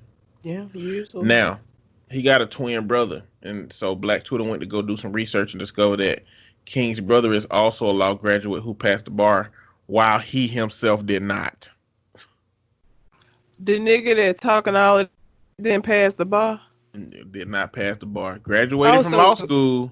So you got a law degree, but you cannot practice law without passing the bar. So basically you have a very fucking expensive piece of paper until you can pass that goddamn test. I mean, clearly a big component of law school is logic and being able to apply, law to logical outcomes. And all the shit he said didn't have big enough connections with each other to believe that he is suitable to understand the logic that a law requires. It just don't, it don't make sense. Like, why would he post it? Like, logically speaking, he shouldn't talk shit about nothing on his graduation post. Like, he literally, he's been waiting to graduate just so he can tell the world that he feels like he's better than 93% of the black men out here. That's all he was waiting for. And guess what? He can have all of those attributes, but that attitude and that personality that he has, nobody's going to fucking... I'm not going to want to sit and listen to you talk about how great you are all the goddamn time and how lucky I am to be with you. You crazy? Are you crazy? No, sir. Even after he passed the bar, he could become a successful lawyer. It's still going to be people that are not going to want to fuck with him because he has a terrible goddamn attitude. At best, you might get somebody who with you because of the money. And good luck if she divorced. Nigga, bye. So they got hashtag I am the prize going on. This person says, it's unfortunate that a moment of pride and joy evolved into a permanent moment of shame and ridicule because you lost your goddamn mind on social media trying to prove a worthless point. Like, goddamn. Shit. And the last person said, we got to thank the law school dickhead for uniting Twitter like this. Truly a public service. Hashtag I am the prize. That did not go the way he thought it was going to go. This motherfucker said, I don't have kids and I've never been to prison. What more do you want from me? Oh my God. This dude said, I'm cracking up because the women in my family never liked the women I date and they always call me to remind me that I am the prize. It's just so stupid. Okay. So, what you got? What is the singer? Because I'm going to say, Queen Naha? Is that how you say her name? I don't know. Do you know who I'm talking about, though? Yep. Okay. So, that girl. Her new boyfriend, baby daddy, his name is Clarence. They have a son together. The son, I don't even think he's one yet. Clarence lives at home with two good parents. And Clarence's parents have a real good marriage. It's been a long time since I heard a nigga named Clarence on some regular shit. Clarence. I'm gonna just tell you what he tweeted. Have you seen this? Nope. Okay. This is what his tweet said. Now keep in mind that this kid is I don't even think he's 1 year old yet. My son is packing. Did he put the... Oh, he put the eggplant emoji. My son is packing eggplant emoji. I'm so proud of him. So of course people was like, nigga, delete this. You out of pocket. What the fuck is wrong with you? This is creepy. And I think I want to say Matt Barnes has said something similar about his sons. Listen, man, that's weird. He's one. What he's one. He has a 1-year-old dick. What? So of course people were saying that he's a weirdo and that they was getting upset. And this is what she tweeted because she had to take up for her man. This is what she said. Let me make this clear. The tweet was wrong. Sometimes we put things on social media that doesn't represent who we are. That's why he deleted it. If you think that this man sits home and lusts after his own child, you are wrong and reaching far. A pedophile is someone attracted to children. Y'all not going to sit up here and act like he's attracted to his own damn son. No, it was not the best thing to tweet, but raise your hand if you've never tweeted anything dumb. Exactly, so carry on. Listen, I've never tweeted anything about the body parts of a 1-year-old. I can tell you that. Or kid in general. I've never tweeted anything about kids' body part, nothing in general. It's in poor taste. Why? I've posted Facebook messages about kids, but not about no body parts and nothing sexual. That's just weird. Why would you be sexualizing your 1-year-old son? That's just fucking weird. It's just fucking weird. I think weirdo and pedophile are the wrong words. I think really that's the wrong focus in the conversation, to be honest. I think the focus is toxic masculinity. Yes. I think the focus is the idea that, here we are in a world that should be more meat positive.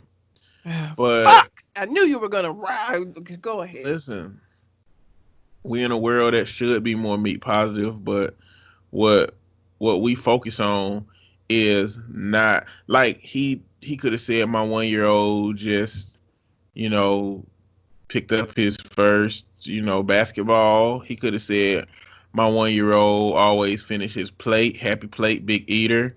My 1-year-old is this many inches tall, so he on track to be an athlete out here. He could have said so many things that focuses on the qualities of his son and his son's achievements. And it's crazy that he treats a natural part of his son's body like an accomplishment. Like he did something to get that. And so it's like that's that part of toxic masculinity that makes us look at our penis and identify ourselves through that. He's going to grow up with a daddy that at some point is going to let him know that you know what you're supposed to do with that with these girls now, son. They're going to love you. Like, he is going to have these messages with his son. He clearly not going to put this shit on Twitter ever again, but he's going to be creating a pathway for his son to believe that his meat means more than him. And he's going to start living that life. Listen, you might not like the way I'm phrasing what I say, but you know good and goddamn well I'm right as fuck. You are right. You're right. It's the meat positivity that makes me roll my eyes. But you're right. It is toxic masculinity. It is the beginning of raising a son who is going to look at the amount of sex he has with the amount of women as what makes him a man. It's the blueprint for him working up to be that kind of a nigga when he get older. It's terrible.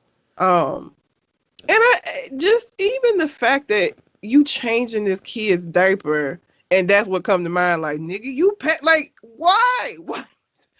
And not only did you think it, you felt strongly enough about it that you was like, let me tweet it and let everybody know about how big my son's dick is. Like, it's just, sir, no. No. There's a lot of no, a whole lot of no. And Queen is a kind of a pick-me-ass girl, so I get her. I don't even know that I would have said shit. I would have let, like, nigga, you need to go and fix this. I don't even know that I would have got on social media taking up for him, because it's like, why the fuck would you tweet that dumb shit anyway? What you thought was gonna happen? Go fix it. I don't know that I would have been coming to his aid and shit, like, because it was dumb. He shouldn't have tweeted it. Do I agree with calling him a pedophile? No. You know, to be honest, if we go down to the core of toxic masculinity with men and with him, I think he probably wanted to let the world know that his son got it from somewhere. And that would be him, and he has I a big dick. Ooh. Yeah, I think that's probably what led him to say it because, clearly genetics, and only a nigga that had a meat like that would say that. Otherwise, he'd just be mad and jealous. If he had a popcorn shrimp meat and his son come out here with goddamn Mondo meat, that nigga wouldn't make that tweet. I don't believe. So I believe. There was an episode of Family Guy where Peter walks in on Chris. Like, I think he was showering or something, and he sees his penis, and he gets so upset because apparently Chris has a much larger penis. And so the whole episode is Peter being fucking weird and like trying to prove that he's more masculine than his son. It's a very good sarcastic look at toxic masculinity. I don't remember the name of the episode, but there is an episode of Family Guy about this. Listen.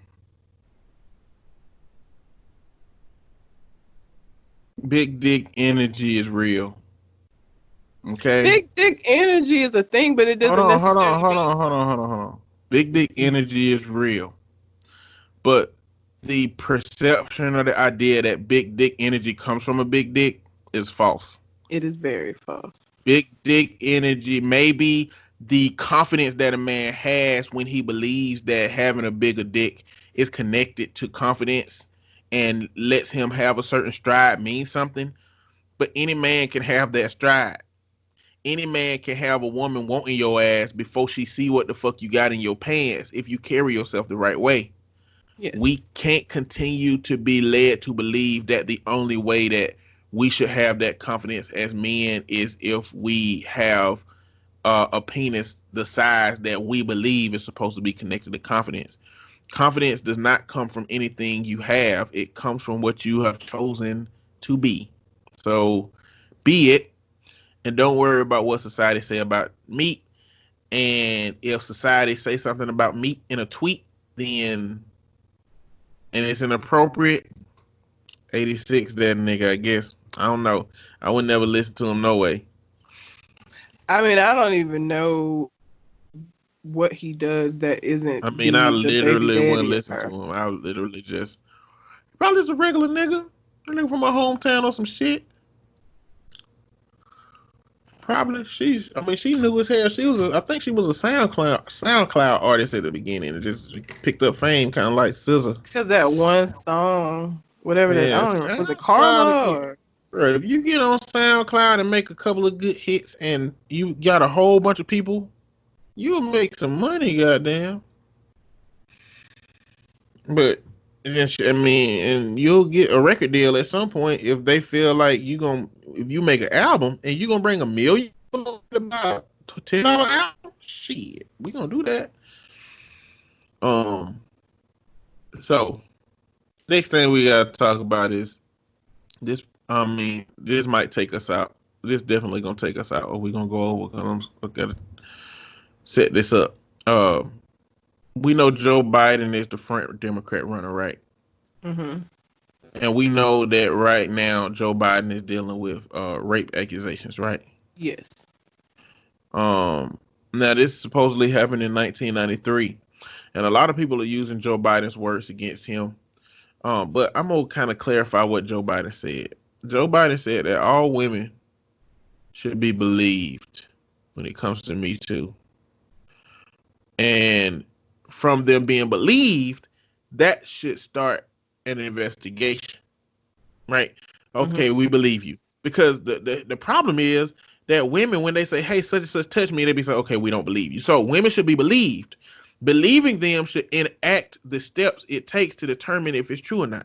Yeah. And so a lot of people are just they saying, where he said all women should be believed, as if that means that when a woman makes that accusation that it should automatically be taken as true.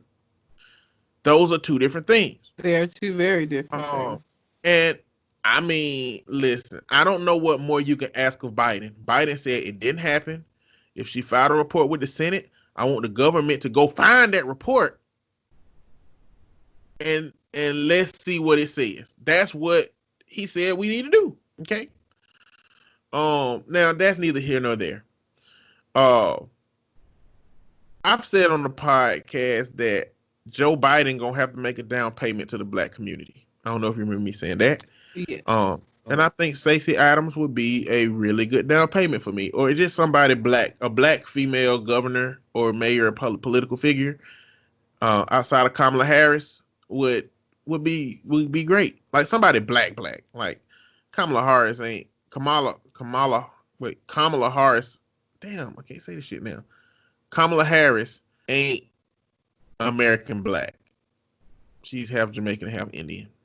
So that's different. I mean, she get the bullshit that black come with black, but being raised by those parents, I doubt she got the same, lessons and rhetoric that we got growing up. And I think Stacey Abrams said I'll do it. But this rape thing is like overshadowing all of that. But either way, we'll figure that out. P. Diddy came out here and said the black vote will not be free this year. He said that if Joe Biden can't tell us what he gonna do for the black community, then he ain't getting the black vote. And I'm like, okay, I got it. I get that. I said that on the podcast too. I had a conversation with my friend, and I kind of agree with that sentiment. But P. Diddy don't got nothing to lose regardless of what the outcome is. And who made P. Diddy the goddamn arbiter of black folks now? Why wasn't P. Diddy out here talking about this shit when it was a bunch of candidates up here? Why wasn't he holding all the candidates accountable for what they should do for black people? Why now that we have a front runner for Trump, against Trump for the Democratic Party, does he now come out and have a conversation in reference to whether we should vote or not? Wasn't he the one that had the Vote or Die campaign? He did. What happened to Vote or Die? Like Vote or Die, that whole campaign was about exercising our right to vote, regardless of who you voted for, and seemingly regardless of who you voted for did for your community. Yeah. But now here we are with him on some bullshit talking about why he said, let me see. Hold on. I want to quote it specifically. He said, I would hold the vote hostage if I have to. What the fuck that mean? How he gonna do that? I don't know. Is he going to encourage black people not to vote if Joe Biden don't communicate in the way that he wants? Maybe another 4 years of Trump is what America is supposed to have. Maybe that's just what it's supposed to have, because everybody seems to be fighting against something that makes sense to me. Everybody. But it is what it is. I hope not, because look, so when they send you your stimulus check, when they do the direct deposit, you then get a letter later. I guess it's a security measure, not at the same time, letting you know that it was deposited and blah, blah, blah. I cannot tell you how quickly I threw that shit in the goddamn trash because it had Trump's name at the bottom. And I was like, not in my house. He's not welcome in here. I threw that shit in the trash so quickly. I don't know what 4 more years of him would look like. I really don't want to find out, to be honest. It'll hurt. It'll hurt. A lot. It'll really hurt to have that motherfucker back here again. Oh my God. But it is what it is. It definitely is what it is. Anyway, Oh, that's all I got. It's some more shit, but I ain't worried about it. Righty. You got anything else on your mind? I do not. All right. Well, until we come to the next conversation, We out. holla.